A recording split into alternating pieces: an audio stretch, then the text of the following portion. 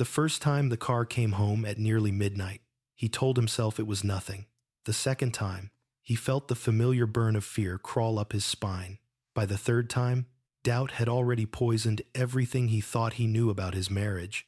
While he stayed behind, exhausted and loyal, she disappeared into the night with excuses that never quite added up. It felt unfair how easily trust could be demanded from him, yet never explained in return. So he crossed a line he swore he never would. He hid a small camera inside her car, expecting to catch a betrayal he could prepare himself for. What he wasn't ready for was the face that opened the passenger door. In that instant, jealousy turned into terror, and a much darker mystery began to unfold, one that would expose lies far bigger than an affair. Before we dive into this story, take a moment to comment where you're watching from and what your local time is right now. And if you're drawn to intense, emotional stories like this, don't forget to subscribe so you won't miss what happens next. By morning, the kitchen felt smaller than it ever had. The walls that once held the quiet comfort of routine now pressed in on him, heavy with everything he hadn't said the night before. He sat at the table long after his coffee had gone cold, replaying the memory of her slipping through the door close to midnight, shoes in hand, hair slightly damp as if she'd been caught in light rain. She'd smiled when she saw him, quick and practiced, and whispered an apology about work running late. He'd nodded, because that was easier than asking questions he might not survive the answers to. From the outside, their life looked unremarkable in the safest way. A modest house on a calm street, 2 cars in the driveway, polite waves exchanged with neighbors who knew their names but nothing else. He had built his days around predictability, early mornings, steady work, evenings spent believing that loyalty was something you proved by staying. She had once admired that about him, or at least she'd said she did. Now, he wasn't sure what she admired, or if admiration had quietly been replaced by something else entirely.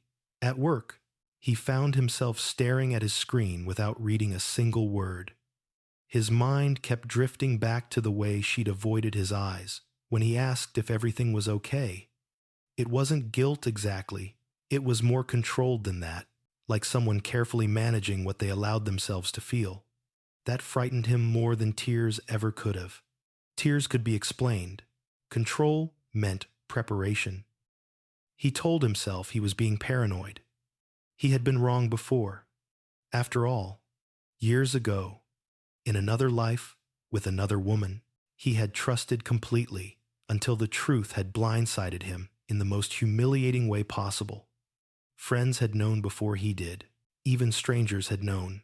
The memory of that betrayal still lived in his body, in the way his chest tightened whenever patterns started to repeat themselves. He had promised himself never again, and yet here he was, watching history circle back like a predator. When he came home that evening, she was already there, moving through the house with an almost exaggerated normalcy. Dinner was on the stove, music playing softly, her voice light as she asked about his day. He answered automatically, studying her reflection in the microwave door instead of her face. Everything about her looked the same, her posture, her smile, the way she tucked her hair behind her ear when she spoke. But sameness, he was learning, could be just as deceptive as change. They ate together, exchanging small talk that skimmed the surface of deeper things. He waited for her to mention another late night, another excuse, but she didn't. That silence felt deliberate, like a test. After dinner, she kissed his cheek and said she needed to step out again. Just for a bit, the words landed between them and stayed there, heavy and unresolved.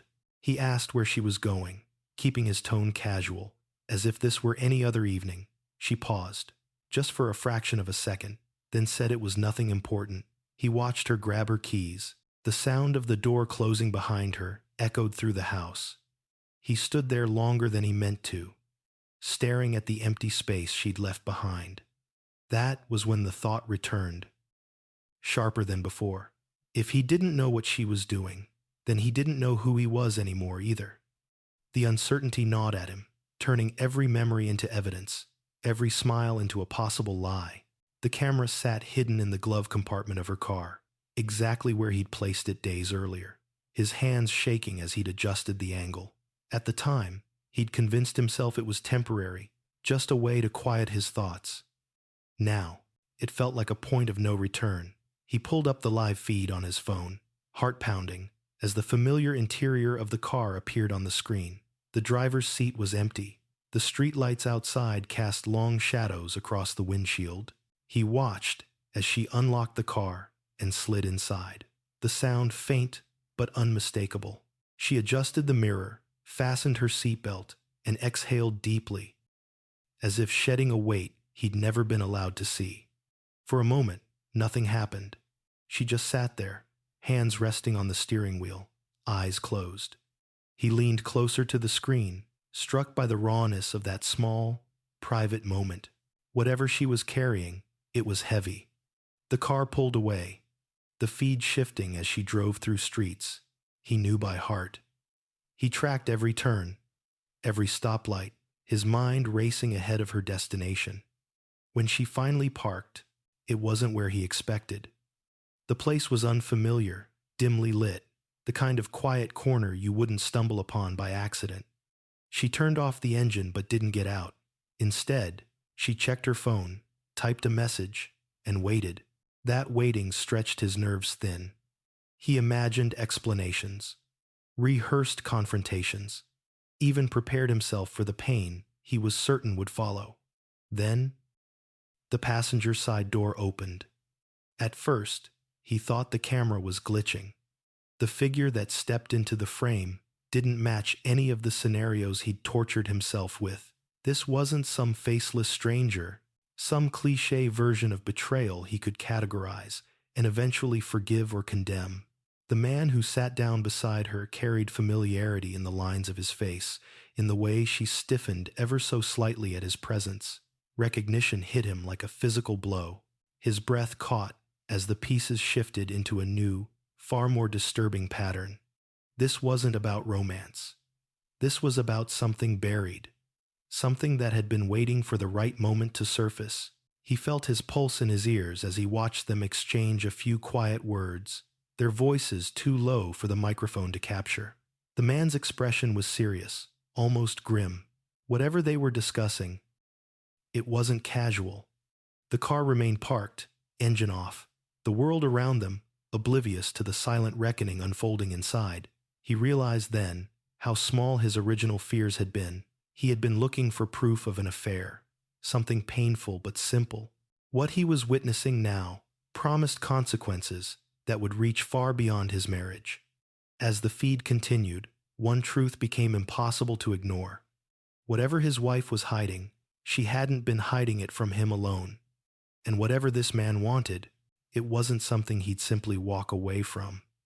He watched the footage again, long after the car had driven away and the screen had gone dark. Each replay made his stomach tighten, his mind reaching for explanations that refused to settle. The man's face lingered in his thoughts, like a ghost pulled from a locked room in his memory. He knew that face, not well, not intimately, but enough for it to matter, enough for it to rearrange the past in ways he wasn't prepared for. Sleep never came that night. He lay beside her, listening to the rhythm of her breathing, wondering how someone could be so close and still feel unreachable. At one point she stirred, turned toward him, and murmured his name half asleep. His body stiffened, torn between the urge to pull her closer and the fear that doing so would shatter whatever fragile calm remained. He stared at the ceiling until dawn, the question repeating itself with every passing hour: how long had this been going on? The following days moved slowly, as if time itself had grown cautious. He went through the motions of his routine, answering emails, attending meetings, nodding at conversations he didn't hear. All the while, his attention stayed anchored to the small device in his pocket, the phone that now held a truth he couldn't unsee.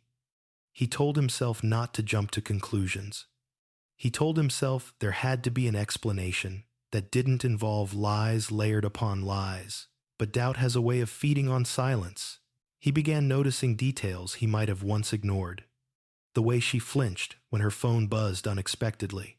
How she lingered in the garage before coming inside, as if bracing herself. Even her kindness seemed different now, more intentional, more guarded. It felt as though she were trying to balance something, carefully distributing affection so nothing tipped too far in one direction. That evening, she announced another late night with the same casual tone as before. He felt a spark of anger flare, quick and sharp, before he smothered it. Instead, he asked if she wanted him to wait up. She hesitated, then smiled and said, no, insisting he shouldn't disrupt his rest. The word rest struck him as ironic. He watched her leave again, the familiar ache settling in his chest as the door closed. This time, he didn't hesitate. He opened the live feed the moment she pulled away. The camera captured the quiet determination in her posture, her jaw set as if she were preparing for something difficult. She didn't take the scenic route, didn't slow down. Every movement felt purposeful. When she reached the same dimly lit area as before, his heart began to pound. The passenger door opened once more, and the man slid into the seat with practiced ease. There was no awkwardness now, no hesitation. They spoke longer this time, their gestures more animated. He leaned forward, straining to catch fragments of their conversation, but the audio betrayed him. All he could see were expressions hers tense, his firm. Whatever they were discussing seemed to carry weight, urgency. At one point, she shook her head, her hands tightening in her lap.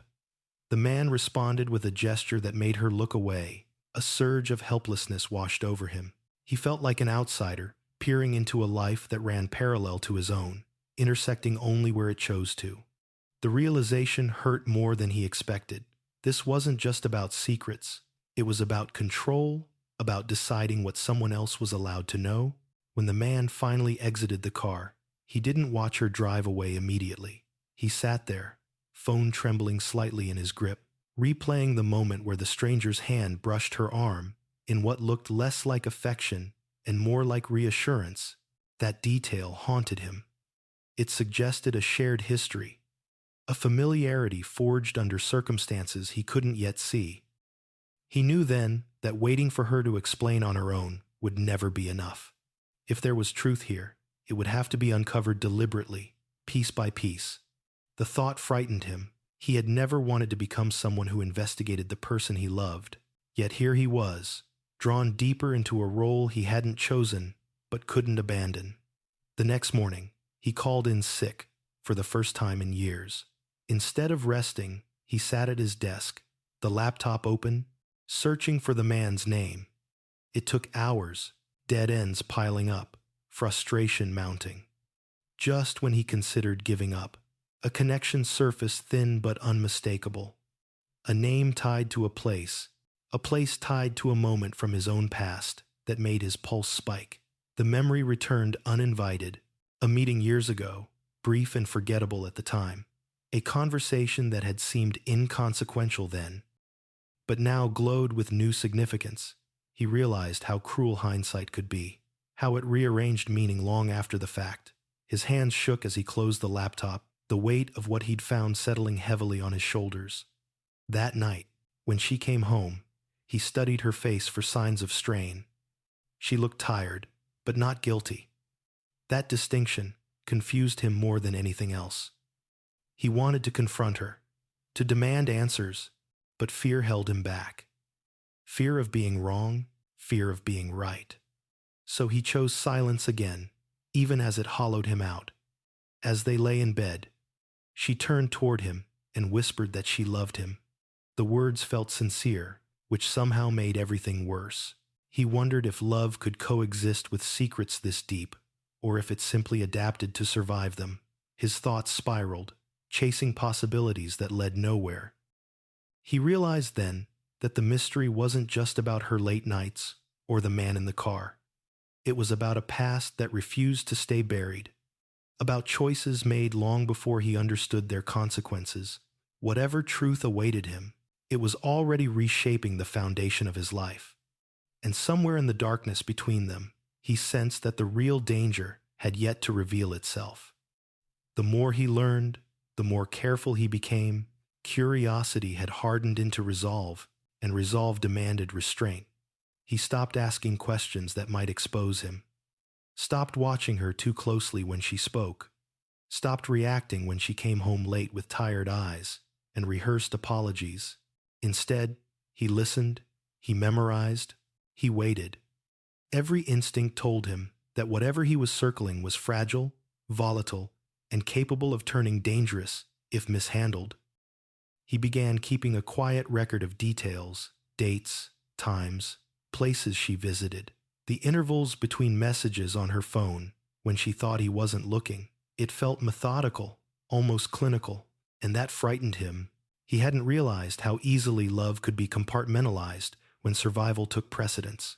At night, while she slept, he replayed the footage, studying body language like a detective searching for motive. He noticed how she never smiled around the man, how her shoulders remained tense, how her eyes darted to the mirrors, fear, not desire. That distinction anchored him when his thoughts threatened to spiral. One evening, while she showered, her phone buzzed on the counter. He didn't touch it. He didn't need to.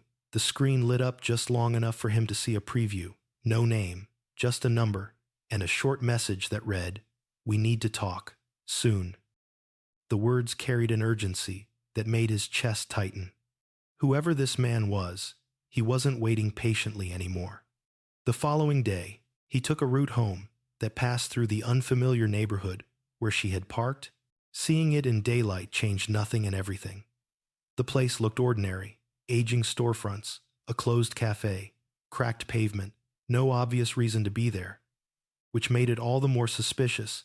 He parked nearby and sat in his car, imagining her alone in that dim space, confronting something she felt compelled to face without him.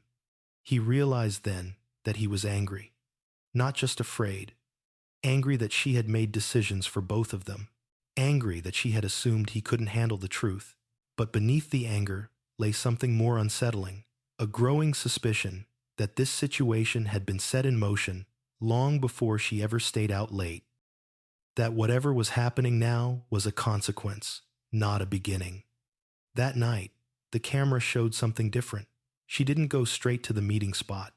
She drove past it, circled the block, checked her mirrors. When she finally parked, her hands lingered on the steering wheel as if she were grounding herself. The man arrived minutes later, his movements sharper, more impatient. They spoke intensely, her head shaking, his posture leaning in, pressing. At one point, she raised her voice, her face flushed with emotion. He leaned back, crossing his arms, as if waiting her out. A sense of dread settled over him. This wasn't a secret being shared. It was a confrontation being negotiated. He noticed something new, then a folder on the seat between them, thick, worn, passed from the man's hands into hers with a gravity that made his breath catch. She opened it, flipped through pages, her expression darkening with each one. When she finally closed it, she sat still, staring ahead. The man spoke again, his tone unreadable, but his intent unmistakable. He wanted something. The feed ended shortly after, the car pulling away into the night. He sat frozen, phone warm in his hand, mind racing through possibilities, documents, demands, threats. His thoughts kept returning to the same question: what leverage did this man have over her? He confronted himself with an uncomfortable truth. If he wanted to protect whatever was left of their marriage, and possibly more than that, he couldn't remain a passive observer. Waiting had given him information, but it had also given the other man time. Time to escalate, time to corner her further. The realization filled him with a fierce, protective clarity. The next morning, he told her he'd be working late. The lie came easily now. Another boundary crossed without ceremony. Instead, he followed her. Not closely, not recklessly, just enough to confirm what the camera had shown. When she parked and waited, he stayed back, watching from a distance. Seeing her in person, alone in that car, made the situation painfully real. She looked smaller than he remembered, weighed down by something invisible. When the man arrived, he didn't approach. He watched. He saw the tension in her posture, the way she kept her door unlocked as if ready to flee. He saw the man gesture sharply, saw her recoil. Rage flared, hot and instinctive, but he forced himself to stay still. This wasn't the moment. Acting now would only hand control to the wrong person. As they drove away separately, he understood something crucial. Whatever hold this man had over her, it relied on secrecy. Exposure, if done carefully, could shift the balance. But exposure also carried risk. Risk to her, to him, to truths he might not yet be ready to face. That night, he finally spoke. Not an accusation, not a demand, just a question, delivered softly as they sat together in the living room. He asked if there was anything she needed to tell him. The room seemed to hold its breath. She looked at him for a long time, her eyes searching his face as if weighing consequences. He could see the conflict there, the desire to speak, battling the fear of what speaking might unleash. When she finally shook her head, the disappointment he felt was sharp but unsurprising. Silence had become her shield. Later, alone, he made a decision that would change everything. He backed up the footage, encrypted it, stored copies in places only he could access. He began preparing not for confrontation, but for defense. If this was a game of leverage, he needed his own. As he lay awake, listening to the quiet house, he accepted a truth he could no longer avoid. This wasn't just about discovering what his wife was hiding. It was about uncovering a threat that had already entered their lives, unnoticed and unchecked. And he knew, with chilling certainty, that the next move wouldn't be his alone. He started seeing patterns everywhere. Once the idea lodged itself in his mind, it reshaped the world around him. The sound of her phone vibrating across the room made his shoulders tense. The way she paused before answering simple questions felt calculated. Even the house seemed to echo with things unsaid. He reminded himself constantly to stay calm, to remain the version of himself she expected. Any sudden change might alert her, or worse, alert the man whose presence now loomed over everything.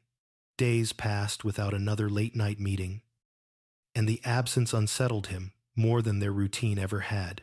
It felt like the quiet before a storm, the kind that made your instincts scream, even when logic insisted on patience. He checked the footage compulsively, half expecting to find nothing, half dreading what he might see. When the notification finally came, movement detected his pulse spiked. This time, she didn't drive to the usual spot. She headed in the opposite direction, toward the outskirts of the city where streetlights thinned and buildings gave way to long stretches of road. He watched as she slowed near an abandoned lot, parking beneath a flickering light. His breath came shallow as he leaned closer to the screen. The man arrived moments later, his car pulling in beside hers. He didn't wait. He got out, walked to her driver's side door, and knocked sharply.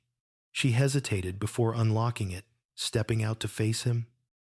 The camera angle caught them from the side now, their figures outlined against the darkness. Their conversation was muted, but their body language spoke volumes. He stood too close. She crossed her arms, defensive. When he gestured toward his car, she shook her head, firm. Something snapped in him as he watched. This wasn't a mutual exchange anymore. This was pressure, coercion. The man leaned in, saying something that made her flinch. She took a step back, eyes scanning the empty lot. For a split second, he considered intervening, abandoning caution for instinct. His hand hovered over the door handle of his own car, parked far enough away to remain unseen. Then the man did something that chilled him. He reached into his jacket and pulled out his phone, holding it up between them. Whatever was on the screen drained the color from her face. She froze, her resolve dissolving into something that looked like fear. Slowly, she nodded. He felt sick. That single gesture confirmed his worst suspicions. This wasn't about an affair or a shared secret. This was blackmail. They drove off together, her car following his this time. He trailed them at a careful distance, heart pounding. mind racing through scenarios he didn't want to consider. They stopped at a low, nondescript building that looked closed for the night. She hesitated before getting out, glancing around as if memorizing every detail. He stayed back, watching from the shadows, every muscle taut. Minutes passed. Then 20. He imagined what could be happening inside: demands, threats, confessions forced under pressure. Each possibility tightened the knot in his chest. When she finally emerged, she looked shaken, her movements stiff. The man followed, speaking to her briefly, before walking away without another glance.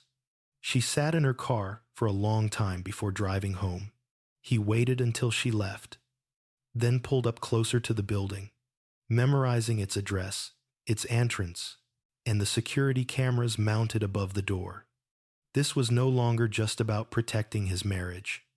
This was about understanding the scope of the danger they were in. At home, she went straight to the bathroom, locking the door behind her. He heard the shower start, then the muffled sound of her crying. It cut through him in a way nothing else had. Whatever anger he'd been holding dissolved into something heavier, more painful. He wanted to knock, to pull her into his arms, and promise safety. Instead, he stayed where he was, because promises meant nothing without truth. Later, as she slept fitfully beside him, he lay awake, staring into the darkness. He replayed every interaction, every choice that had led them here. Somewhere along the way, she had decided to carry this alone, believing that secrecy was protection. The irony was cruel. Her silence had only widened the cracks. The next day, he reached out to someone he hadn't spoken to in years. The call felt risky, but necessary. He framed his questions carefully, vague enough to avoid suspicion, specific enough to gather information. The answers came slowly, reluctantly, but they confirmed his growing fear. The man wasn't just persistent, he was dangerous, known for exploiting weaknesses, for turning past mistakes into lifelong leverage. By the time he hung up, his hands were shaking. He realized then that this situation had roots in choices made long before he entered her life. Choices she might have believed were buried, forgiven, forgotten. He wondered what it had cost her to keep those memories locked away, what shame or fear had convinced her she deserved this punishment. That evening, he finally broke his silence, not with accusations, but with vulnerability. He told her he felt her slipping away, that the distance scared him. He watched her carefully as he spoke, noting the way her eyes filled with unshed tears, the way her fingers twisted together in her lap. She opened her mouth as if to speak, then closed it again, shaking her head. "I can't," she whispered, more to herself than to him. Those words echoed long after she left the room. "I can't," not "I won't," not "I don't want to." The distinction mattered. Alone, he made another decision. Waiting for her to confess wasn't an option anymore. If she couldn't bring the truth to him, he would have to bring safety to her first. He began mapping out his next steps: who to talk to, what evidence to secure, how to confront the threat without triggering retaliation. As he worked, one thought anchored him through the fear. Whatever mistakes she had made in the past, whatever secrets she had kept, no one had the right to terrorize her into silence. Not anymore. And if the man believed secrecy was his greatest weapon, he was about to learn just how dangerous the truth could be. He moved through the next few days with a calm that felt unnatural, like the stillness before something breaks. Outwardly, nothing had changed. He still kissed her goodbye in the mornings, still asked about her day, still listened when she spoke. But inside, every instinct was sharpened, tuned to danger. He was no longer just a husband trying to understand his wife. He was a man trying to keep someone he loved from being crushed by a past that refused to stay buried. He began by revisiting the footage frame by frame, searching for anything he might have missed. Small details emerged when viewed without panic. The man never smiled. He never touched her unless it was to direct, to emphasize, to control. His posture was always assertive, angled toward her space, as if reminding her who held the power. and every time she looked at him, there was a flicker of recognition mixed with something darker shame, perhaps, or fear of exposure. Whatever he had on her, it was effective. One night, while she slept restlessly beside him, he quietly got out of bed and returned to the living room. He opened his laptop and began digging deeper, no longer skirting the edges of legality or comfort. He searched court records, business filings, old news articles buried so far down they might as well have been forgotten. The man's name appeared more often than he liked, always on the fringes of scandals that never quite stuck. He was careful, strategic, always operating just far enough from the center to avoid consequences. As the picture sharpened, a pattern emerged. He didn't destroy people outright. He leveraged them. He waited for desperation, then applied pressure slowly, relentlessly, until compliance felt like the only option. The realization made his stomach churn. His wife hadn't just crossed paths with him by chance. She had been selected. By morning, his eyes burned from lack of sleep, but his resolve had never felt clearer. He couldn't confront the man directly, not yet. Men like that thrived on intimidation, on provoking emotional reactions they could exploit. If there was going to be an end to this, it would have to come through preparation, not impulse. He decided to test the boundaries of the man's control. The next time his wife mentioned needing to go out late, he surprised her by offering to drive her. The words hung between them, heavy and unexpected. He watched her carefully, noting the flash of panic she tried and failed to hide. She recovered quickly, forcing a smile and insisting it wasn't necessary. He didn't push. The seed had been planted. That night, the camera showed exactly what he'd suspected.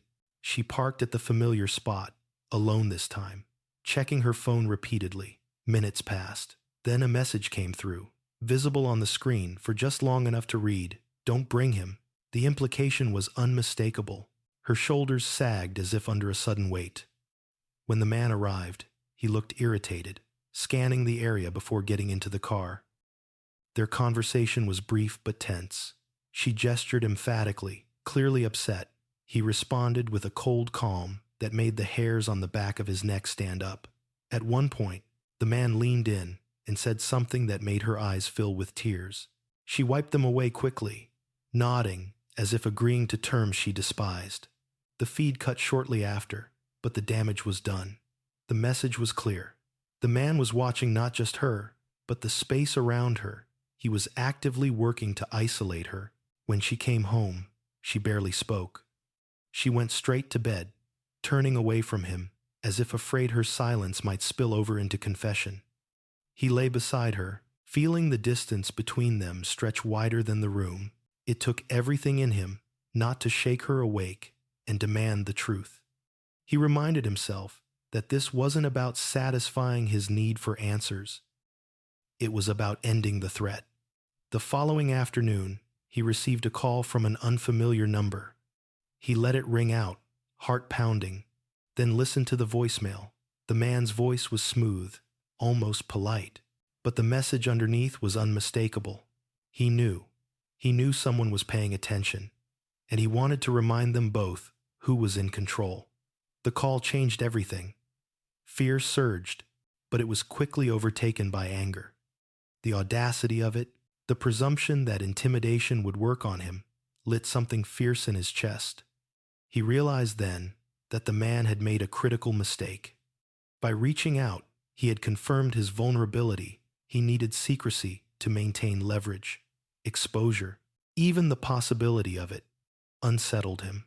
That evening, he told his wife they needed to talk. Not later, not after dinner, now. His tone wasn't accusatory, but it was firm enough to cut through her defenses.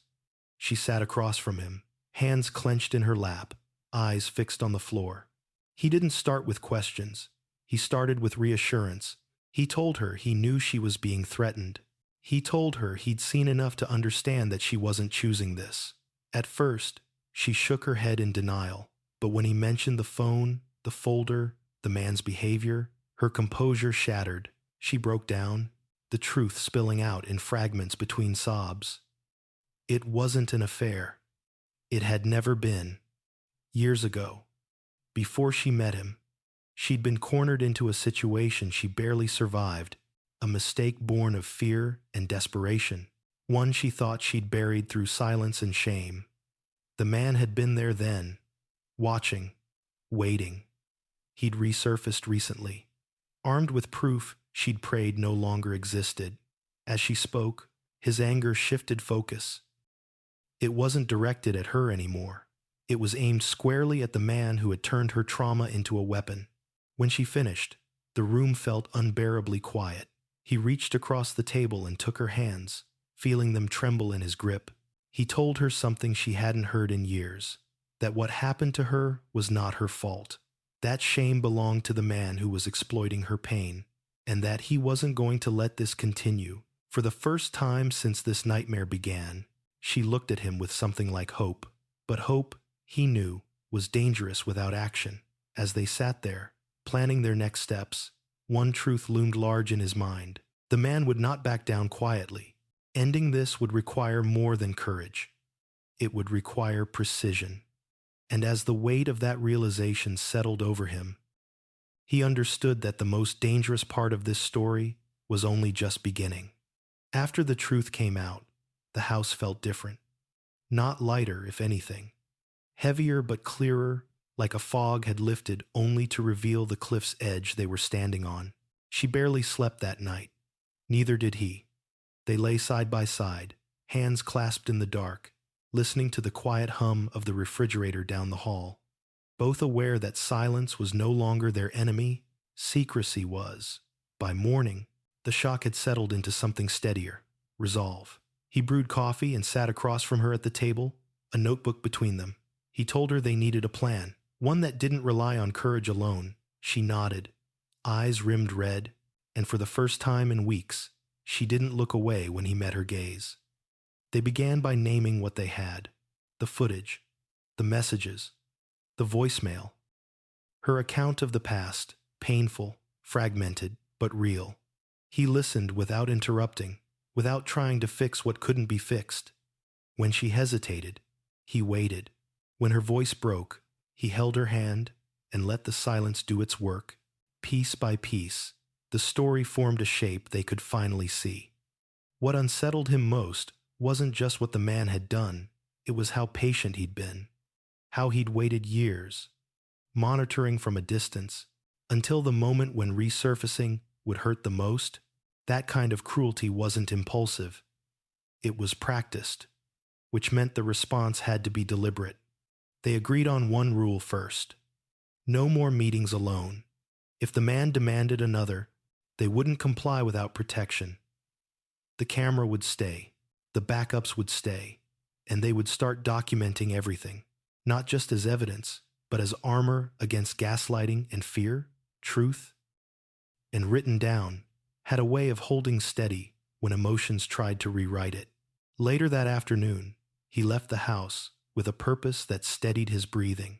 He drove to a small office on the edge of downtown, the kind you'd miss if you weren't looking for it. The conversation inside was careful and confidential. He didn't overshare. He didn't dramatize. He laid out the facts, the timeline, the leverage. He watched the listener's face closely, searching for doubt or dismissal. Instead, he saw concern sharpen into focus. When he left, he felt no relief, only confirmation. The road ahead would be slow, methodical, and potentially dangerous if rushed. That night, the man made his move. The message came through just after 10. Same number, short, direct. We need to talk. Tonight. Same place. No excuses.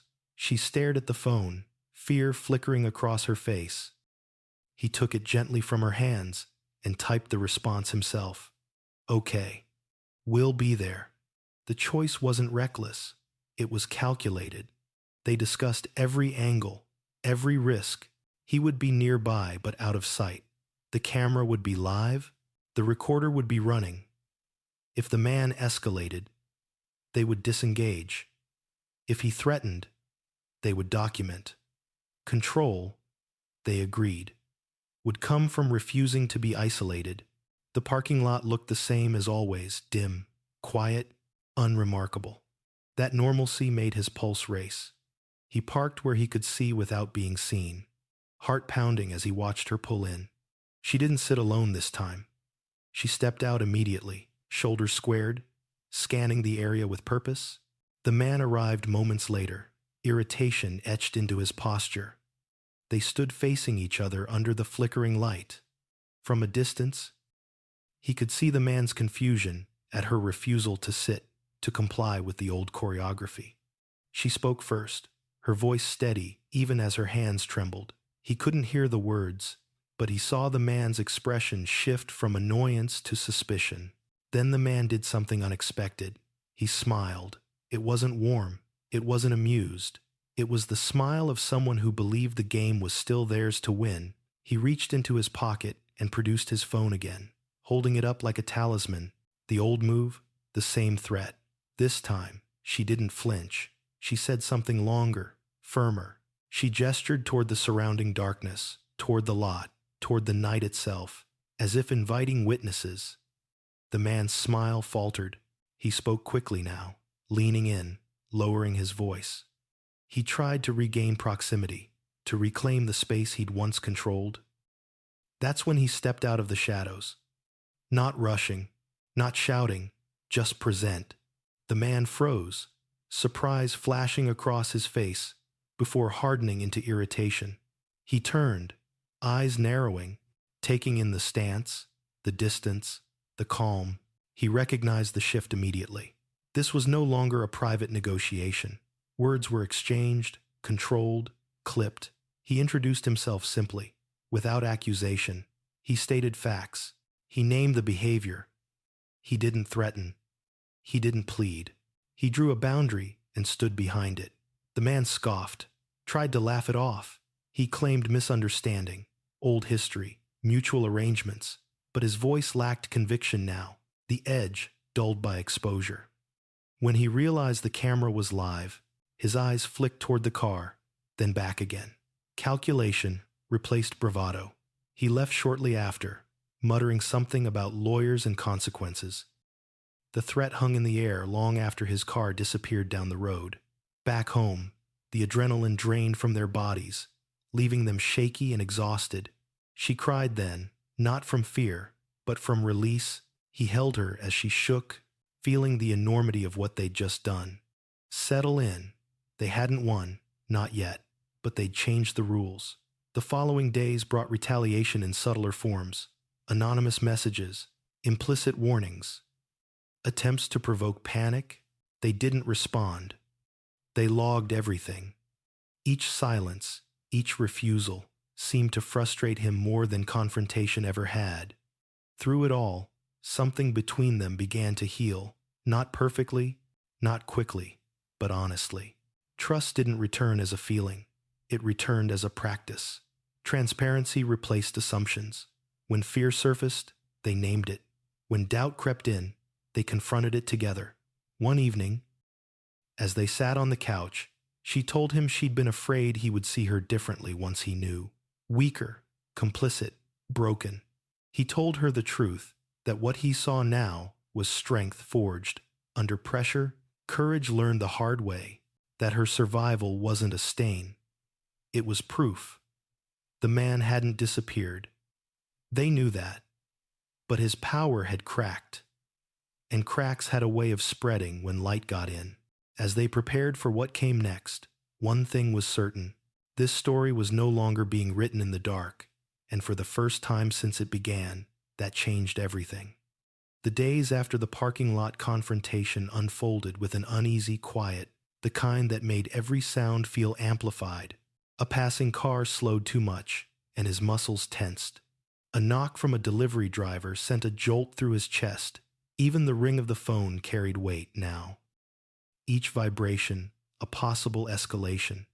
They lived inside heightened awareness, careful not to let fear dictate their actions. While accepting that fear had earned its place, they tightened their routines without turning them into cages. He varied his routes. She shared her location without being asked. They checked in with each other throughout the day, not out of control, but coordination. Trust, he realized, was no longer an assumption. It was a series of deliberate choices, and each choice stitched a little more strength into the space between them. The messages didn't stop, they changed. Where there had once been blunt demands, there were now insinuations, references to people who might misunderstand, reminders of how reputations could be fragile. He read each one carefully, refusing to respond. Silence wasn't avoidance anymore. It was strategy. The record they kept grew thicker, timestamps aligning like evidence in a case file. The man's attempts to reassert dominance only clarified the pattern he'd hoped would remain ambiguous. One evening, as dusk bled into night, she sat at the table, sorting old documents, her hands steady despite the memories those papers stirred. He watched her, struck by the quiet courage it took to face a past she'd spent years outrunning. She paused, holding a page too long, then slid it toward him, a detail he hadn't noticed before, connected to something he'd uncovered earlier, an overlap in dates, a shared address, a coincidence too precise to dismiss. They followed that thread together, pulling gently, carefully, until the fabric of the man's leverage began to fray. What he'd presented as damning proof wasn't as airtight as he'd claimed. It relied on context he'd controlled, on omissions that only worked in the dark. In the light of corroboration, his narrative weakened. That night, they made a decision that felt like stepping onto thin ice. They would confront the leverage itself, not the man, not directly. They would expose the lie beneath the threat in a way that didn't put her back in his orbit. Precision mattered. Timing mattered more. He reached out again, this time to someone whose role demanded discretion and patience. The conversation was measured, the guidance clear. Don't provoke, don't rush, let him make the next move. People who rely on control reveal themselves when it slips. The next move came sooner than expected. The voicemail arrived just after midnight. The man's voice was calm, almost friendly, but the message carried an edge that scraped raw nerves. He suggested a final meeting, neutral ground, closure. The word hung there, hollow and manipulative. He implied consequences without naming them, as if daring them to imagine worse. They listened to it together, neither interrupting. When it ended, she looked at him, searching for hesitation. He found none in himself. Not recklessness, clarity. They wouldn't meet him. They wouldn't give him the stage he craved. Instead, they would do something far more destabilizing. They sent a single response. Any further contact will be documented and addressed through proper channels. Do not contact us again. It was a line drawn in ink, not sand. The reaction was immediate. Messages flooded in angrier now, less polished. Accusations, insults, attempts to bait them into a reply. They didn't engage, they documented. With each message, the man revealed more of himself, his composure unraveling under the weight of being ignored. A week passed, then another. The silence that followed felt different from before. Not ominous, calculating. He trusted it as much as one trusts a paused breath. Something was coming. It came in the form of a rumor. A mutual acquaintance mentioned hearing something vague, something wrong. The story was messy, inconsistent, already changing shape as it traveled. He recognized the tactic immediately. When direct control fails, damage from a distance, he and his wife sat down that night and rehearsed the truth, not as a defense, but as an anchor. If asked, they would be calm, brief, honest. No details offered that didn't serve clarity. The rumor didn't gain traction. Without specifics, without the spectacle the man depended on, it fizzled. That failure cost him more than any confrontation would have. Power thrives on reaction. Starve it, and it weakens. Then, unexpectedly, the man slipped. A message arrived that referenced information he shouldn't have had access to anymore. Details only the old leverage could explain. In his frustration, he'd confirmed its existence and his reliance on it. The admission was subtle, buried in threat-laced bravado, but it was enough. The room felt charged as they read it together. This was the crack they'd been waiting for. They handed over the compiled record footage, messages, timestamps, corroborating documents, not as an act of vengeance, but of protection. The process was slower than fear demanded, but steadier than panic ever could be. Each step moved the weight from their shoulders to a system designed to carry it. In the days that followed, the man went quiet, not the performative quiet of a pause before escalation, but a true withdrawal. His online presence dimmed. The messages stopped. The shadow receded, not gone, but pushed back by light he hadn't expected. Relief came in waves, uneven and surprising. Sometimes it arrived as laughter over a burned dinner, sometimes as tears in the grocery store aisle when a song played at the wrong moment. Healing, he learned. It wasn't linear. It was permission to feel without fear of consequence. One evening, as they walked the neighborhood together, she squeezed his hand and said she felt like she could breathe again.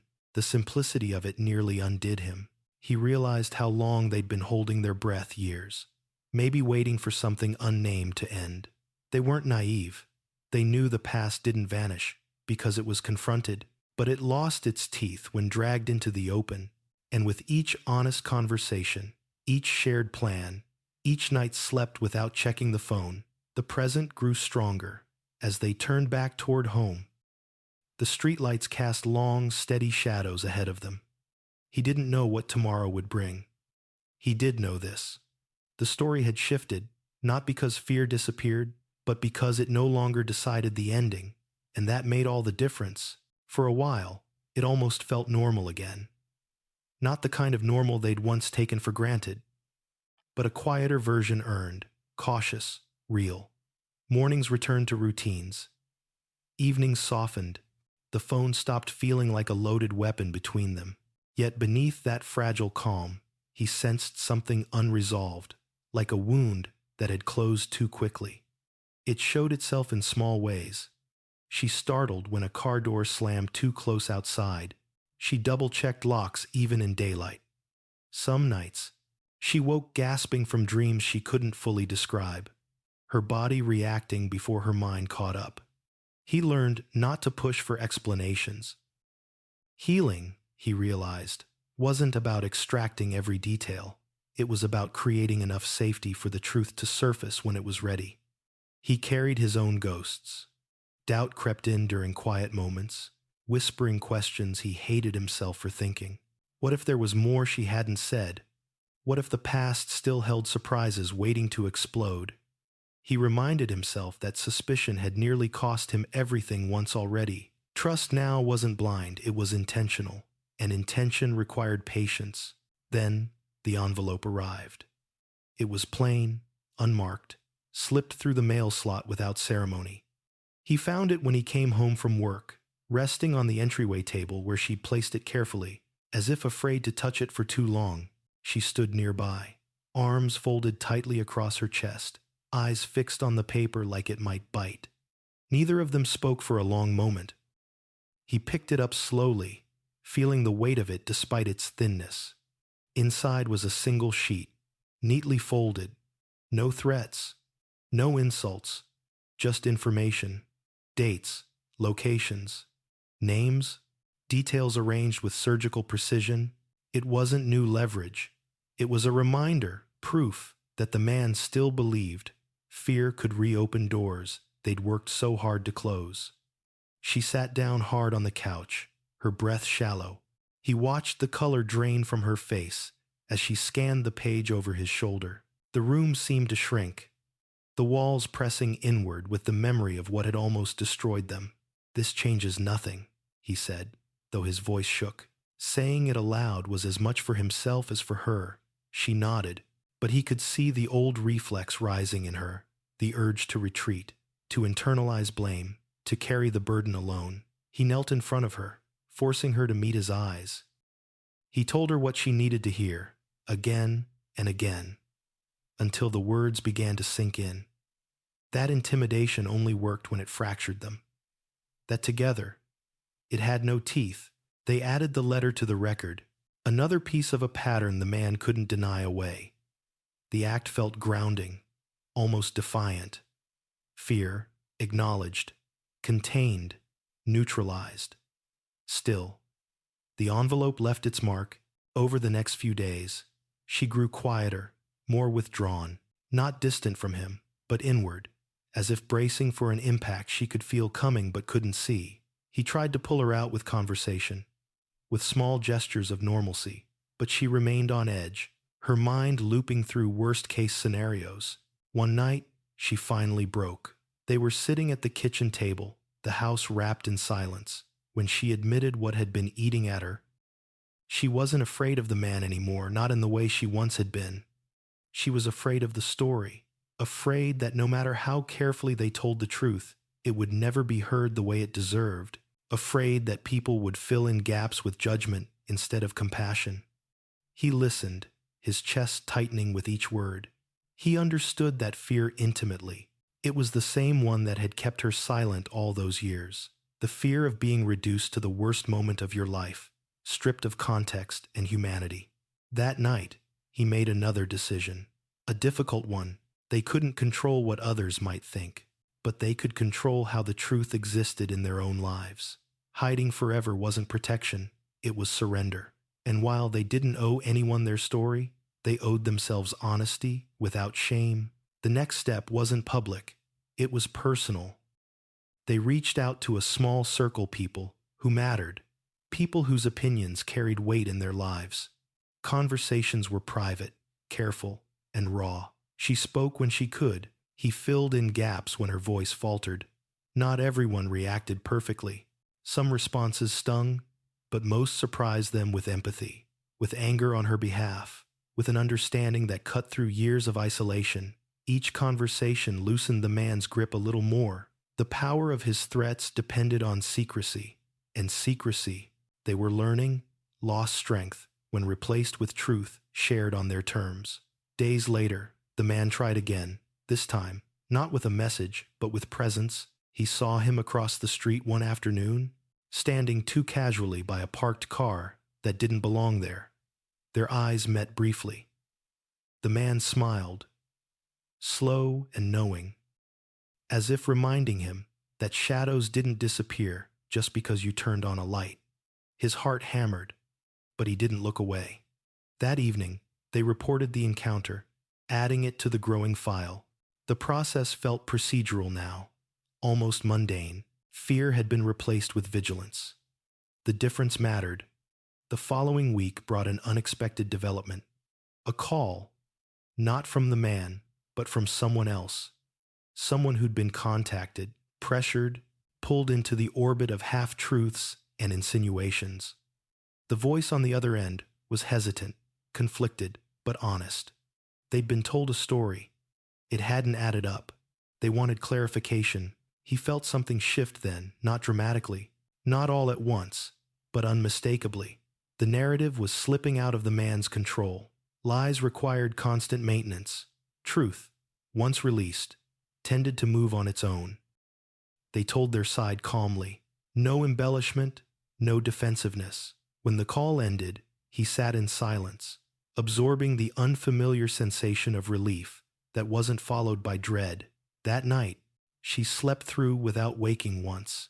In the morning, she told him she felt lighter, not healed, not finished, but lighter. He realized then that this chapter of their lives wasn't defined by the man anymore. He was still a presence, still a risk, but no longer the axis around which everything turned. Their marriage, once threatened by suspicion and secrecy, now stood on something sturdier, asked shared truth. They had crossed a threshold, from survival into reclamation, and though the road ahead still held uncertainty, he knew one thing with certainty now. Whatever came next, they would face it together. In the open, the shadows hadn't vanished, but they no longer ruled the light. The call came on a Tuesday morning, ordinary enough to feel unreal. He was halfway through his commute when his phone rang, the screen lighting up with a number he didn't recognize. For a moment, he considered letting it go to voicemail, then instinct overruled caution, and he answered. The voice on the other end was calm, professional, stripped of drama. It belonged to someone who dealt in facts, not threats, By the time the call ended, his hands were trembling on the steering wheel. He pulled over, breathing through the surge of adrenaline as the meaning settled in. Something had shifted, not subtly, not gradually, decisively. When he got home that evening, she knew the moment she saw his face. He didn't need to explain right away. She poured 2 glasses of water and sat across from him at the table, waiting. He told her everything about the call, about the confirmation they'd been waiting for, about the mistake the man had made that finally exposed the structure beneath his intimidation. It turned out the envelope hadn't been a show of strength. It had been desperation. The man had relied on the assumption that fear would keep them silent, compliant, isolated. But in trying to reassert control, he'd crossed a line he'd spent years carefully avoiding. He'd involved others. He'd left trails. He'd underestimated how much damage his own words could do once they were no longer contained. As the truth took shape, it was uglier than either of them had imagined. The man hadn't just targeted her. She'd been one of many. Different circumstances, different leverage, the same pattern. He identified vulnerability, waited, then returned when the cost of exposure felt unbearable. He'd built a life on other people's silence. The realization made her physically ill. She pressed a hand to her mouth, eyes shining with a mix of horror and grim clarity. For years, she'd believed her past made her uniquely deserving of punishment. Now she saw the lie in that belief, the way it had been planted and nurtured by someone who thrived on blame. Anger rose in him, cold and focused. This wasn't just about protecting their lives anymore. It was about stopping something that should never have been allowed to continue. The next few days unfolded in a blur of meetings and conversations conducted in careful tones. Every word mattered. Every detail was checked, corroborated, logged. He watched as the narrative, once controlled by fear and implication, was dismantled piece by piece. By facts that refused to bend, the man tried one last time to regain footing. The message came late, stripped of pretense now. No politeness. No veiled threats, just raw accusation, fury spilling through the screen. He blamed her. He blamed him. He blamed the world for turning against him. It was the first time the mask truly slipped. They didn't respond. The silence wasn't strategic this time. It was final. When the knock came at the door days later, his heart leapt before reason caught up. He opened it to find 2 figures who did not belong to the world of intimidation and secrecy the man had constructed. The air in the house shifted as reality stepped in, indifferent to bluster and manipulation. She sat on the couch, wrapped in a blanket, listening from the next room. He watched her shoulders rise and fall with each steady breath, grounding herself in the present. For the first time, she wasn't hiding. She wasn't bracing for retaliation. She was witnessing accountability begin. The hours that followed were quiet, surreal. The man's name surfaced again and again, no longer as a threat but as a subject of scrutiny. Each mention stripped away another layer of the power he'd claimed for himself. Control, he was learning, was fragile when built on coercion. That night, after the house finally settled into stillness, she spoke softly from the doorway. She said she felt something she hadn't allowed herself to feel in years. Safety, not certainty, not peace, but safety, the knowledge that whatever happened next would not happen in the dark. He joined her, resting his forehead against hers. The moment felt intimate in a way that surprised him. Not romanticized, not dramatic, just real. They had walked through suspicion, fear, and exposure, and emerged altered but intact. In the days that followed, details filtered in slowly. Consequences didn't arrive with spectacle. They arrived with inevitability. The man's attempts to spin his story fell apart under their own contradictions. His allies evaporated. His confidence curdled into defensiveness. She struggled with conflicting emotions. Relief tangled with guilt. Vindication with grief for the years she'd lost believing she was alone. He reminded her gently, repeatedly, that surviving something didn't mean you consented to it. That healing didn't require self-punishment. One afternoon, She surprised him by suggesting they take a drive. No destination, no agenda, just movement. They rolled the windows down and let the air rush in, the city blurring past as if marking time moving forward. At a red light, she reached for his hand, squeezing it with a strength that felt new. She told him she was done letting her past define the limits of her future. The words settled deep in his chest. He realized then that the greatest twist in all of this hadn't been the man's exposure or the unraveling of his threats. It had been the way truth once feared had become a foundation instead of a weapon. As weeks passed, the threat receded into memory. Not erased, contextualized. The scars remained, but they no longer dictated the shape of her days. She laughed more easily, slept more deeply, spoke without rehearsing every word. One evening, as they cleaned up after dinner, she paused and looked at him with a quiet seriousness. She said something he hadn't expected, that she was grateful he doubted. Not because suspicion felt good, but because it had led them here, to honesty instead of silence. He understood what she meant. Trust, he'd learned, wasn't the absence of questions. It was the courage to ask them, and the humility to listen when the answers were painful. The chapter they'd been trapped in was closing, not with a dramatic slam, but with the steady click of a door finally locking behind them. And ahead, for the first time in a long while, the future didn't feel like something to fear. The aftermath didn't arrive with fireworks or headlines. It came quietly, threaded into ordinary days that no longer felt quite so ordinary. Mornings still began with coffee and the low hum of traffic outside, but beneath that familiarity ran a new current, one of vigilance, slowly giving way to cautious relief. The man's presence had receded, yet its shadow lingered, a reminder of how easily safety could be disrupted and how deliberately it had to be rebuilt. She began therapy again, not because anyone told her to, but because she wanted a place where the past could exist without threatening the present. He drove her to the first appointment and waited in the car, hands folded, staring at the building as if guarding the door by proximity alone. When she returned, her eyes were tired but clear. She said it felt different this time, like she was choosing to walk toward something, not away from it. He found his own rituals changing. The late-night replays of footage stopped. The backups remained, stored and untouched, but they no longer defined his evenings. Instead, he took walks after dinner, letting the neighborhood sounds ground him. The laughter from a house down the street, the clink of dishes through open windows. Normalcy, he realized, wasn't something you snapped back into. It was something you practiced. Information continued to filter in through careful channels. Each update confirmed what they'd already sensed. The man's leverage had dissolved under scrutiny. Stories didn't align. Timelines collapsed. The confidence he'd once wielded as a weapon now read as arrogance under examination. Accountability, when it arrived, did so without drama. Quiet steps, formal words, consequences unfolding in measured time. She wrestled with guilt when she learned others had come forward. The instinct to apologize for surviving rose quickly.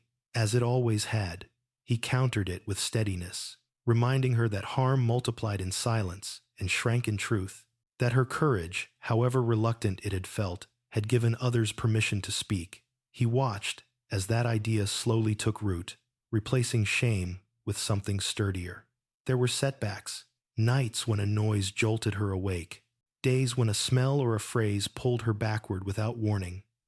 He learned to recognize the signs and respond without panic. Sometimes it meant sitting in silence until the moment passed. Sometimes it meant talking through the fear, naming it, stripping it of power. Healing didn't mean erasing triggers. It meant building skills to survive them. One evening, they hosted a small dinner, nothing elaborate, just a few trusted friends and food that filled the house with warmth. Laughter came easily, surprising them both. At one point, he caught her watching the room with a soft expression, as if memorizing proof that life still held joy. When their eyes met, she smiled, and the smile reached all the way through.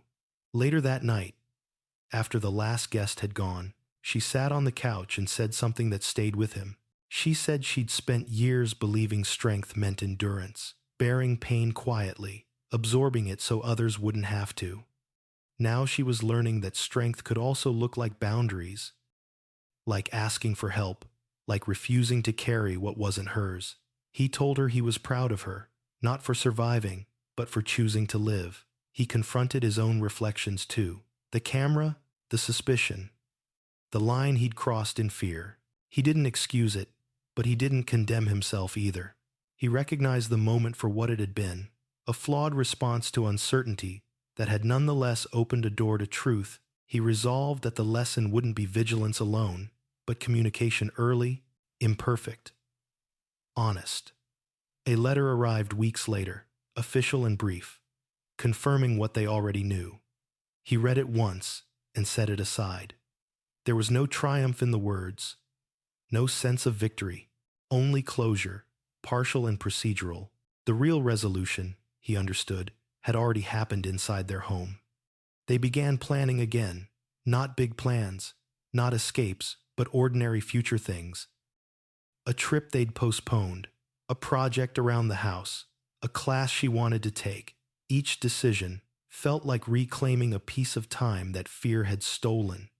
On a Sunday afternoon, they drove to the edge of the city and walked a trail neither of them had taken before. The path wound through trees, sunlight filtering down in broken patterns. She walked a little ahead, breathing deeply, then stopped and turned to him. She said she felt like she was finally moving forward without checking over her shoulder. He believed her, not because danger never returned, but because when it did, they now faced it together, with tools instead of terror. As the seasons shifted, the memory of the man faded from immediacy into context. He became part of the past, not erased, but contained. A chapter read and closed. When his name surfaced occasionally in updates, it no longer spiked their adrenaline. It registered, then passed. One night, sitting at the kitchen table long after midnight, she asked him a question that surprised him. She asked if he'd ever regretted hiding the camera. He considered it carefully before answering. He told her he regretted the fear that made it feel necessary, but he didn't regret choosing the truth once he saw it. He told her he wished they'd talked sooner, but that wishing didn't change what they could do now. She nodded, accepting the answer without flinching. Growth, he realized, often looked like that honest conversations that didn't demand perfection. They went to bed that night with the windows open, the air cool and calm. As sleep claimed them, he felt a quiet gratitude settle in. Not for the pain, not for the fear, but for the resilience they'd discovered in each other when everything else had fallen away. The story that began with suspicion had ended in something far rarer, clarity. And as he drifted off, he understood that clarity wasn't the absence of doubt, it was the confidence to face it without losing yourself. Time did what it always did. It moved forward, indifferent to whether they were ready. The days that followed settled into a rhythm that felt earned rather than assumed. Not peace. Exactly. More like balance, the kind that required attention, but rewarded it with steadiness. He noticed how she began to reclaim ordinary choices, what to wear, where to go, when to speak, without scanning the horizon for consequences. Each choice was small. Together, they were transformative, yet closure, he learned, was rarely a single moment. It came in fragments, often when least expected. One afternoon, as he was sorting through old files to make room for something new, he found the folder they'd built together, the record of fear, of proof, of nights spent whispering plans into the dark. He considered throwing it away. Instead, he closed it carefully and placed it on a high shelf. Not as a monument, but as a boundary. The past didn't need to be destroyed to lose its power. It needed to be contained. She returned from therapy one evening with a quiet intensity that made him pause. They sat together on the porch as dusk settled, cicadas rising and falling like breath. She told him she'd reached a place in her sessions where anger had finally surfaced, pure, unfiltered, unapologetic. For years, she'd been afraid of it, believing it would turn inward or spill out destructively. Instead, it felt clarifying, anchoring. Anger, she said, had helped her recognize what she deserved. He listened, grateful for the honesty, aware of the privilege it was to be trusted with it. He told her something he hadn't said before, that there had been moments he'd feared his suspicion would become the story, that he would be remembered as the man who watched instead of the man who listened. She reached for his hand and squeezed it, reminding him that he had done both, that he had stayed. The world outside continued its own version of accountability. Updates arrived sporadically, procedural and unemotional. He noticed how each one landed differently now, less like a threat, more like confirmation that systems could work when fed truth. The man's name receded further into abstraction, no longer a presence, a pattern that had been interrupted. One evening, they attended a small gathering, nothing public, nothing symbolic, just people, conversation, shared food. At one point, someone asked her a gentle question about her time away from work. The room went quiet for half a second, that subtle pause where old instincts might have taken over. She answered simply, honestly, without explanation, without apology. The conversation moved on. He felt something unlock in his chest. Later, as they drove home, she rested her head against the window and said she felt proud of herself. The words were soft, almost surprised. He told her he felt the same. Pride, he realized, wasn't arrogance. It was recognition of effort, of growth, of survival without secrecy. There were still hard days. Days when exhaustion returned without warning. Days when he caught himself scanning crowds or replaying conversations. He learned to name those moments instead of indulging them. Learned to check in, to ask instead of assume. They made space for vulnerability without letting it rule the room. On a rainy Sunday, they tackled a long-avoided task together, cleaning out the garage. It was messy and unglamorous, the kind of work that demanded cooperation. Dust coated their hands. Old boxes yielded forgotten pieces of life, photos, notes, and small objects that once mattered greatly. They laughed at some, paused at others.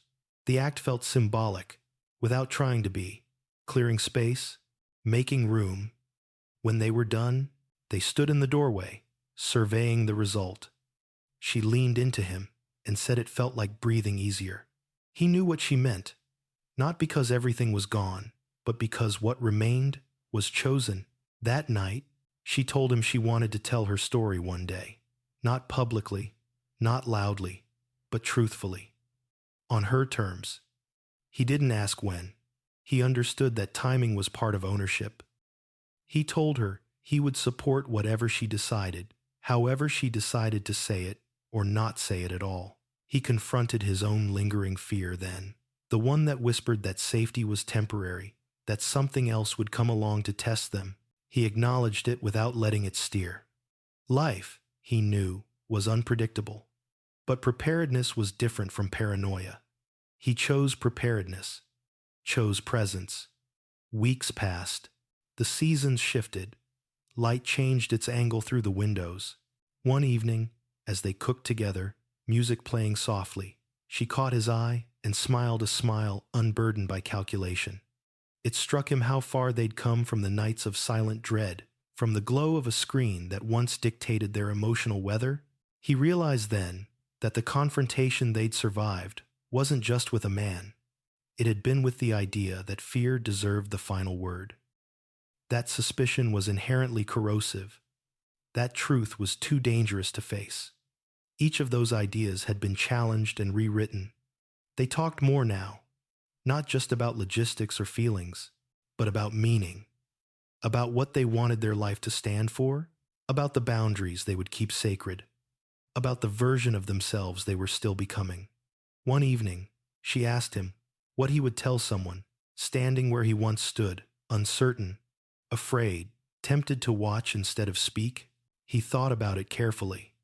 He said he would tell them that questions don't have to be accusations, that silence protects fear more than it protects love, and that truth, once invited in, rarely leaves you weaker than it found you. As they sat together in the quiet that followed, he felt a sense of completion that wasn't loud or dramatic, just solid, earned, the kind that came from facing the worst and choosing to build anyway.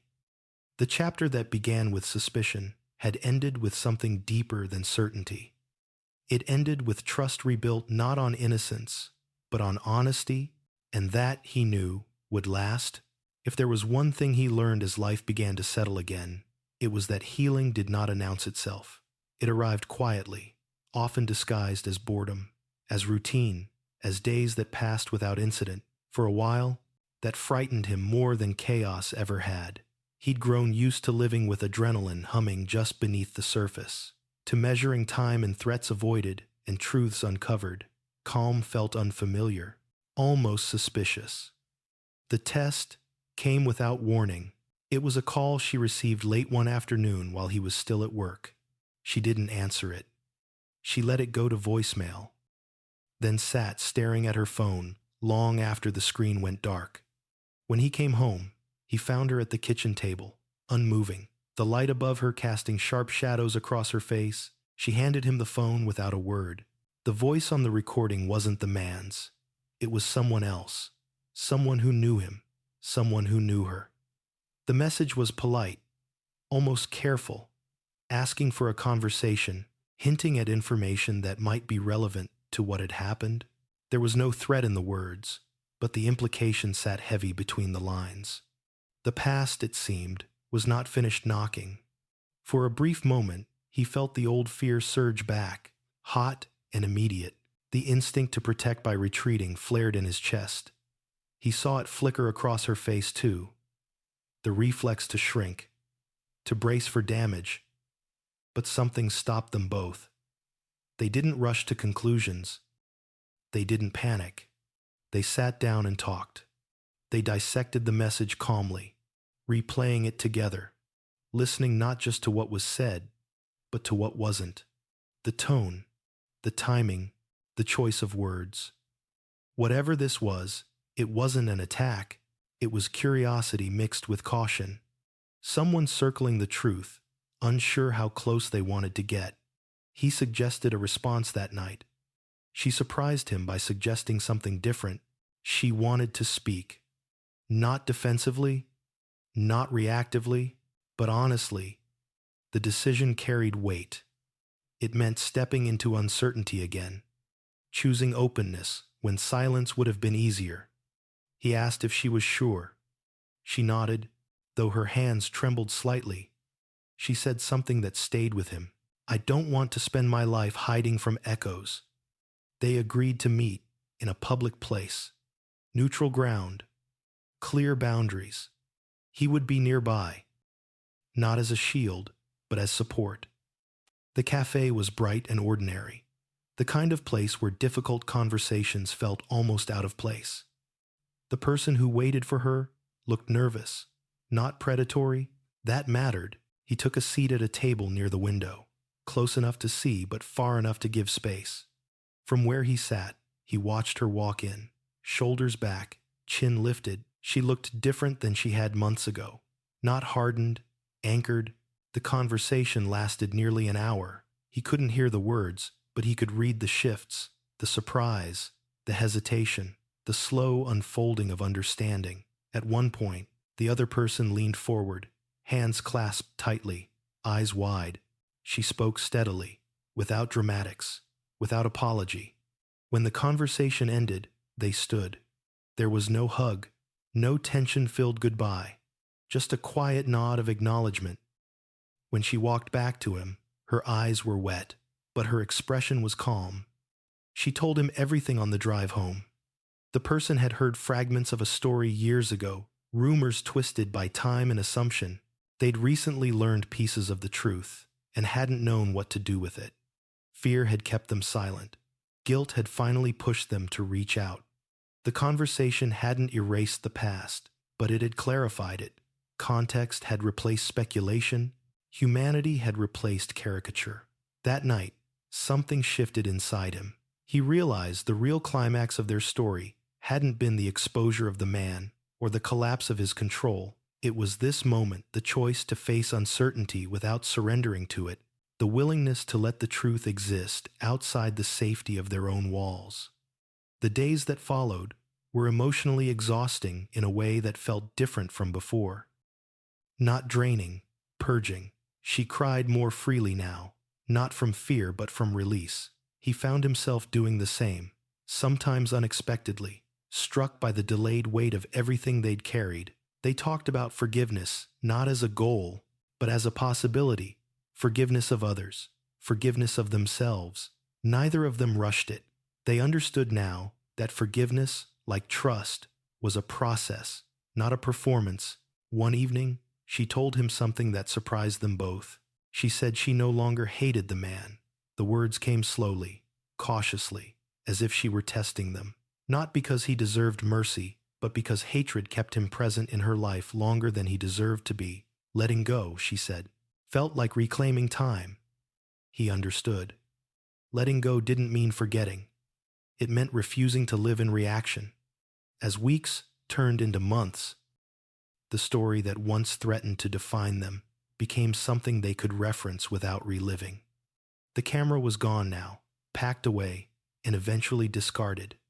There was no ceremony to it, just a quiet decision that it no longer belonged in their home. They returned to planning not just logistics, but dreams, the kind they'd postponed when survival had taken priority. A trip they'd always talked about, changes at work, new routines shaped by intention rather than fear. One night, sitting on the porch under a sky thick with stars, she asked him a question that felt like a closing chapter. She asked if he would ever regret choosing to stay, choosing to fight through something so heavy, instead of walking away when suspicion first took hold. He didn't answer right away. Then he told her the truth, that there had been moments he'd been terrified of the truth, of himself, of what staying might cost. But he didn't regret it, because staying had taught him something walking away never could. That love wasn't proven by blind trust or constant certainty. It was proven by the courage to face uncomfortable truths together. She leaned against him, her head resting on his shoulder, and for the first time in a long while, the future didn't feel fragile. It felt open. The mystery that once consumed them had given way to understanding. The injustice that had threatened to silence them had been named and challenged. The betrayal he'd feared had revealed a deeper truth, one about resilience, about communication, about the quiet power of standing your ground without becoming hard. As the night deepened, he felt a sense of completion settle in, not because everything was perfect, but because nothing was hidden anymore. And in that openness, they had found something stronger than certainty. They had found peace that could survive the truth. The consequences did not arrive with noise. They arrived with paperwork, timelines, and a kind of finality that felt both anticlimactic and profound. Weeks passed where nothing seemed to happen, and then suddenly everything did. Quiet notifications, formal language, doors closing without ceremony. The man's reach shortened, his influence thinned. The shadow he once cast shrank until it fit neatly inside a file number and a set of dates. He watched how this affected her more than he watched the process itself. At first, she braced for disappointment, for the possibility that accountability would soften into compromise. When it didn't, when each step confirmed what they'd been told, her body began to relax in ways words couldn't capture. Shoulders lowered, breath deepened. She stopped flinching at the sound of her phone.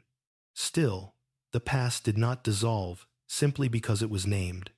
There were days when grief returned unexpectedly, not for what had happened, but for what had been lost to it: time, ease, a version of herself that had never known this weight. He learned to sit with her in those moments without trying to fix them, to let grief exist without explanation. One afternoon, as they walked through a park crowded with ordinary life, children chasing pigeons, couples arguing over nothing, she stopped suddenly and laughed. The sound startled them both. She said she'd just realized something simple and enormous.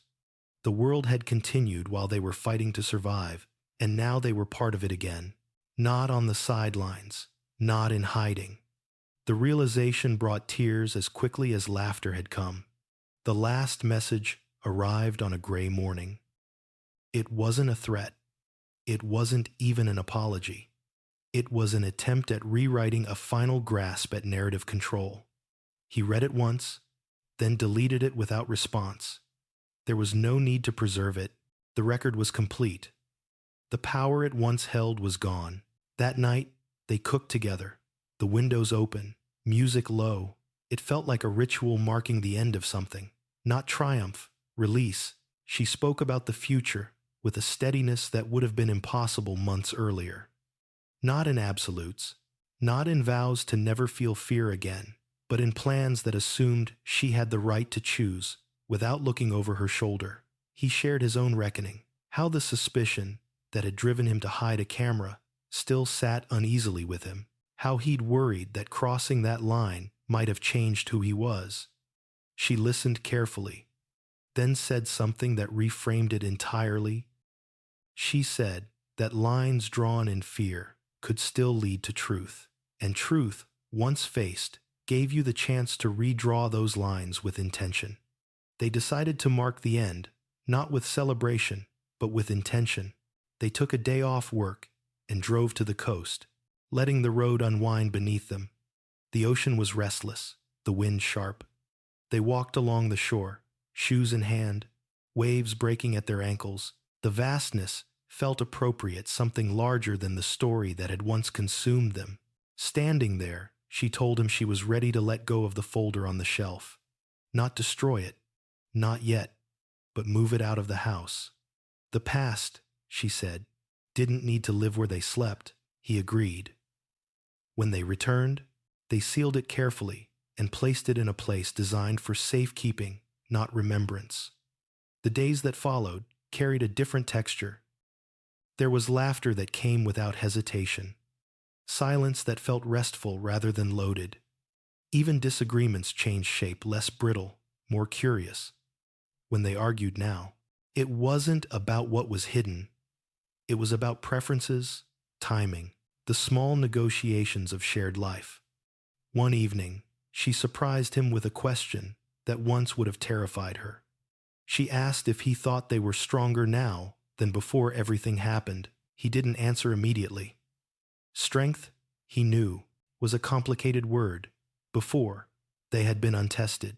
Comfortable, that wasn't weakness, but it wasn't strength either.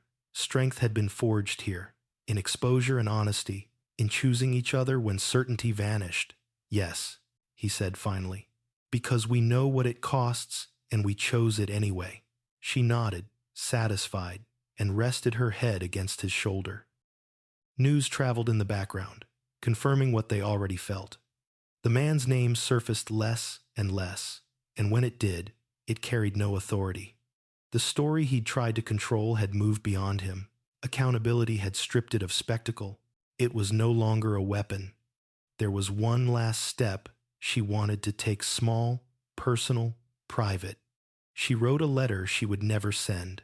She told him about it afterward, not reading it aloud. She said it wasn't for forgiveness. It was for closure, for naming what had been taken and affirming what had survived. When she finished, she burned it safely, watching the paper curl and darken. The act wasn't dramatic.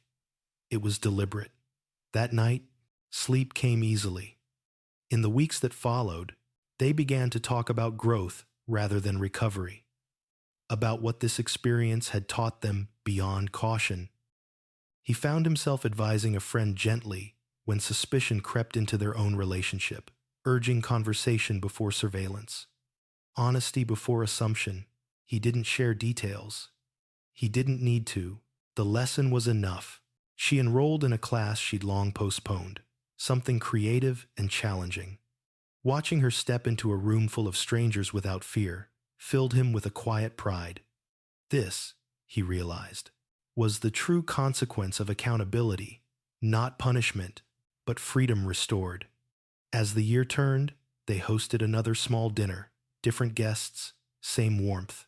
At one point, someone raised a glass to resilience, and she met his eyes across the table, a shared understanding passing between them. Resilience, they knew, wasn't toughness. It was the willingness to remain open. Late that night, as they cleaned up, she said something softly, almost to herself. She said she no longer measured her life by what almost broke it. She measured it by what she built afterward. He turned off the lights and joined her at the window. The city glowing beyond the glass. The story that began with suspicion had reached its reckoning, not with spectacle, but with balance. Not with vengeance, but with consequence that fit the harm.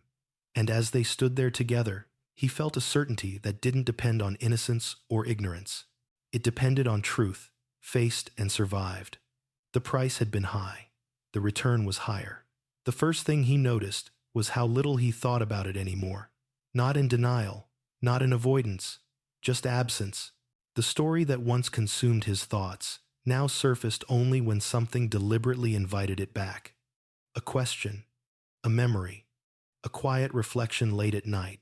And when it did, it no longer arrived with fear. It arrived with perspective. Life had moved forward in ways that felt almost deceptively simple. They fell into a new rhythm, one shaped not by vigilance, but by intention. Mornings began with unhurried conversations instead of silent scanning. Evenings were reclaimed for shared routines, cooking, walking, sitting together without an agenda. The house no longer felt like a place that needed defending. It felt lived in again. She changed in subtle but unmistakable ways. Her voice grew steadier when she spoke about the future. Her laughter came quicker, louder, without the reflex to contain it. She stopped apologizing for taking up space. Watching her reclaim those pieces of herself felt like witnessing a slow sunrise, nothing sudden, everything transformative. He changed too.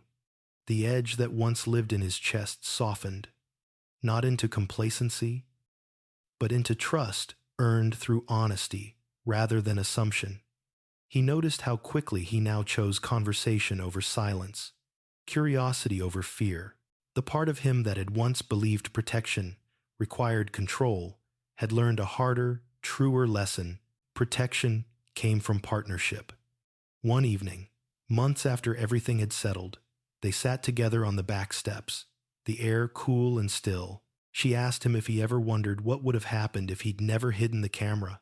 The question wasn't accusatory, it was reflective. He thought about it carefully. He said yes sometimes. He wondered if they might have continued on parallel paths, close but misaligned, until the weight of unspoken things finally collapsed them. Or perhaps the truth would have surfaced in another way, at a higher cost. There was no certainty, only this. Once the questions began, they had no choice but to answer them honestly. She nodded, accepting that ambiguity without fear. Growth, he realized, had taught them to live without needing every answer neatly tied. They talked then about forgiveness not of others, but of themselves. Forgiveness for choices made in fear, for silence mistaken for strength, for not knowing sooner what they knew now.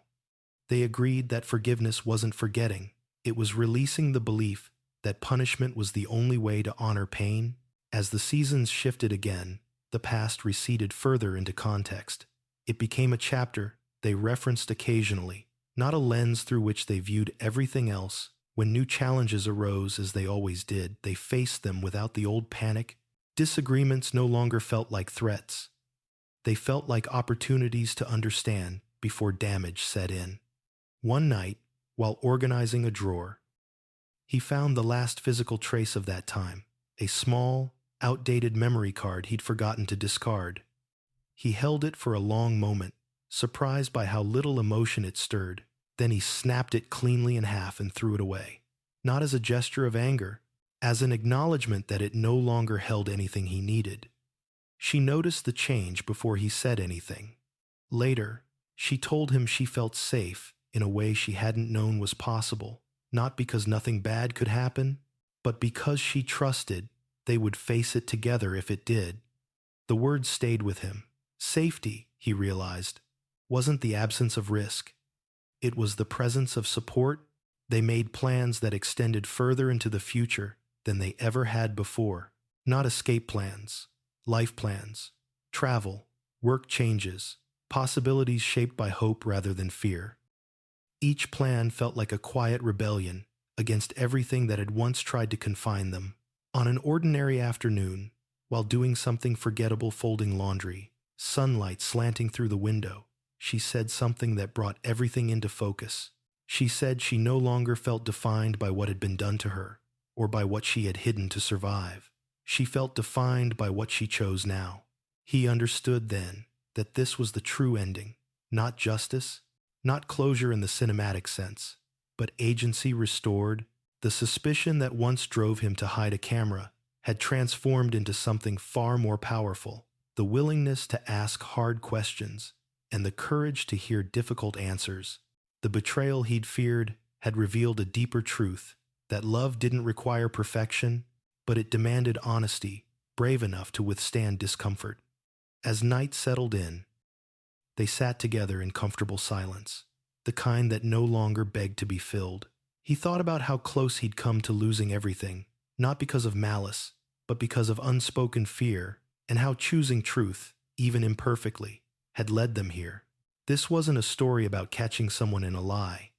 It was a story about what happens when silence is mistaken for safety, and what becomes possible when truth is allowed to breathe. They didn't emerge unscarred, they emerged aware, and that awareness became the foundation for everything that followed. Sometimes the most dangerous lies are not the ones told to us, but the ones we tell ourselves, believing silence will keep the peace, that fear is safer than truth, that asking hard questions will destroy what we love. This story reminds us that real trust is not built on blind faith, but on honest communication. Even when it feels uncomfortable or terrifying, love does not ask us to ignore our instincts. It asks us to face them with courage and compassion. Healing begins the moment we stop carrying our pain alone and allow truth to step into the light. When we choose openness over fear, we don't just save relationships, we reclaim ourselves.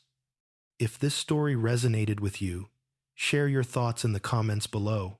Where are you watching from, and what part touched you the most? And if you want more powerful, emotional stories about trust, betrayal, and healing, don't forget to subscribe to the channel so you never miss the next one.